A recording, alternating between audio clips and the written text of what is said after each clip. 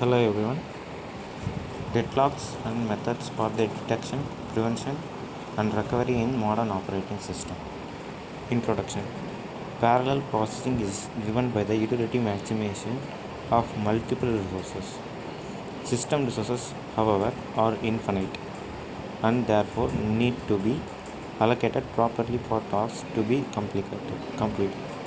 When dealing with resource allocation, it is likely that conflicts may appear. A set of resources, for example, may need to be obtained for a process to begin execution, but the entire or part of this resource set is occupied by the other processes. There are many issues pertaining to efficient resource allocation, but the fundamental ones are those involved with conflict-free utilization. Resources and process. It is apparent that the notions of process and resource are tightly linked. A process is a task identified as a sequence of executing instruction or a collection of instruction forming a program. The responsibility of managing those processes lies on the operating system which enforces when and how they are executed.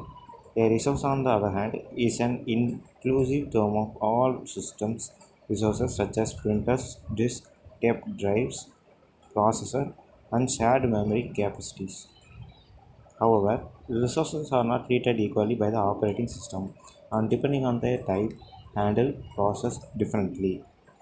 Non-preemptible resources are used by the process that require uninterrupted resource utilization to be completed.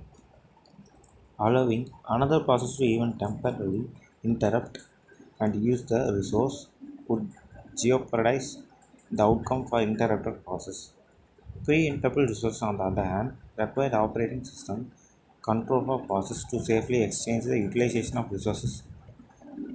Process that requires the exclusive use of a resource are considered mutually exclusive.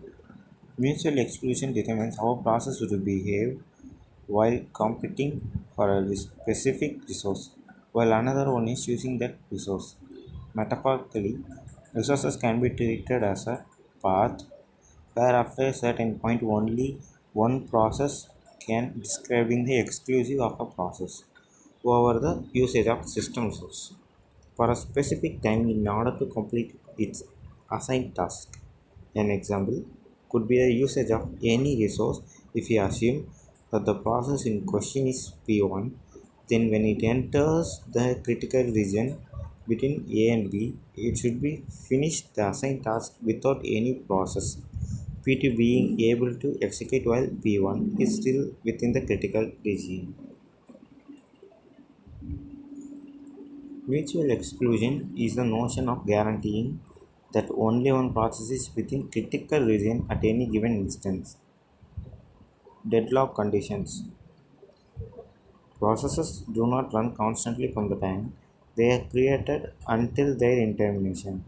They can be identified in three different stages: ready, running, and block. At the ready state, a process is stopped, allowing some other process to run. At the running state, a process is utilizing some resource, and at the block state, the process is stopped and will not start running again until something triggers it to restart. A common undesirable condition is described as deadlock, which is when two processes are at a running state and have acquired some resources, but processes are waiting for the other to release a requested resource that neither one will ever do. As a result, neither one is making any progress. Therefore, reaching a deadlock state, many scenarios have been constructed to illustrate deadlock conditions. The most popular being the dining philosopher's problem. In this scenario, five philosophers have five dishes of spaghetti in front of them and five forks, one of each side of the dish. The philosophers need both forks in order to eat. During their dinner, they perform only two mutually exclusive operations: think or eat. The problem is simply mystic parallelism between process trying to obtain resources while they are either at running state or at thinking state. A possible deadlock condition would occur if all five philosophers would have simultaneously pick up their left fork. No right fork would be available. and the dinner won't end up in deadlock state. Deadlock prevention. Deadlock or undesirable system state and their preventions are detection and recovery. If unavoidable is necessary, various methods or approaches exist. Surprisingly, there are operating systems that ignore the issue altogether. In those situations, deadlock detection and recovery become the primary focus. Predicting potential deadlock condition can be the complex, but there are some general conditions that is true make deadlock inevitable. Namely, if all the following conditions are present: A. Mutual exclusion condition. B. No preemption condition. C. A hold and wait condition. D. A circular wait condition. For the more proactive operating system, some solutions have been proposed to provide some type of deadlock protection mechanism.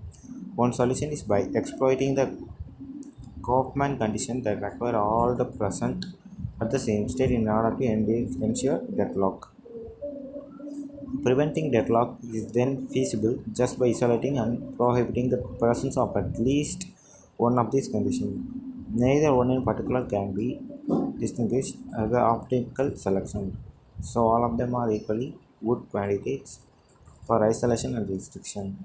Another solution is by forcing process to carry information about type, amount, order in which they will utilize resource, and only then with a sliding algorithm allow process to run ensure that deadlock possibilities are eliminated. Further prevention can be accomplished by enforcing a strict scheduling algorithm for directing process on acquiring resources in a specific order. The advantage of these last two deadlock prevention methods is almost guaranteed process, but both bear the disadvantage of tremendous system overhead to enforce the scheduling algorithm and substantial execution performance inefficiencies. This can be avoided by prioritizing process. Process assign priorities upon creation and when they need a resource occupied by a lower priority process. They just accelerate. Process is achieved in lower priority process are questionable. The drawback of the method lies with the state of the interrupted process being left in. It is accepted for a lower priority process to remain the idle until the required resources are returned. However, it is questionable whether or not the interrupted process will be able to successfully resume exactly from the point it was interrupted. From a software development perspective, there are some data structures that were implicated can achieve protection of resources and the critical regions. Deadlock avoidance. It is very difficult to determine when a system is about to reach a state of deadlock simply because it is nearly impossible to predict what process will request which resources before it is released by another process. Some attempts have been made to model and forecast possible future system states by using resource trajectories. Another attempt has been identify and classify system state into safe, unsafe, and deadlocked. When the system is a safe state, it means that no deadlock has been acquired. The system can still service all pending process requests. When a system is at an unsafe state, it means that some of the pending process will not be serviced and the danger of reaching a deadlock stage is imminent. Interestingly enough, an unsafe state does not guarantee a deadlock condition in an immediate future since the system may never have an offending process request that could transform the unsafe state to deadlock. Deadlock recovery. Deadlock recovery can be performed in number of ways. Coming way is establishing priorities, namely forcing process to give up a resource. So requesting process can make progress. This solution depends on the system complexity and if the selection and reallocation of the resources is possible. Unfortunately, the problem of continuation reappears when the process that forcefully yielded a holding resource reacquires it and continues its task as if nothing had happened. However, by establishing a checkpoint system, scheduling snapshots of the system state at different instances became available, allowing deadlock recovery based on the release of resources is as indicated by a pre-deadlock state snapshot. It is also feasible to go back to the different instances and restart the lower priority process. The most effective way of deadlock recovery is by terminating one of the deadlocked process. There is a very severe and ungraceful way for resolving deadlocks requires some sensible judgment on what process should be terminated. The termination decision should be dependent on the nature of the death process and possible losses from its termination. Unfortunately, there is no rule of what constitutes a sensible termination since the number of deadlock processes can be more than two usually processed that can be re-executed and produce the same result or the best candidate of termination. Deadlock side effects. In the same group of undesirable system conditions are also starvation and livelock. Both are considered as derivatives of the deadlocks and of the common attribute of restricting the process involved from making progress. Starvation occurs in some scheduling algorithm determines the acquisition and utilization of resources. But there are processes that are even though are not deadlocked, never acquire their required resource, therefore making no progress. Livelock is described as a state where a process is spinning endlessly waiting for a condition that will be never unfurled again blocking progress. Consequently, from the effort to avoid deadlocks and starvation conditions, the notion of the fairness is threatened. Fairness indicates that each process at the same point should be executed and completes its intent task to accomplish the probability planning scheduling should exist.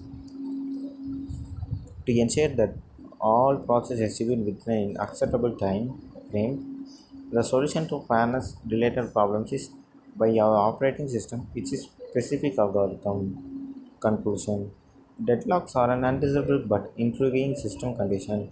They have multiple variable conditions that can lead to deadlock. As a result, make them very complex and difficult to prevent.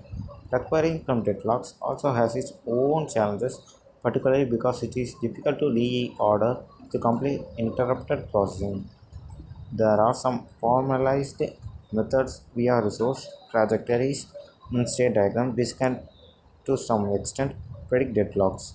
However, completely restricting their occurrence requires a firmly designed operating system along with very efficient synchronizing algorithm. Thank you.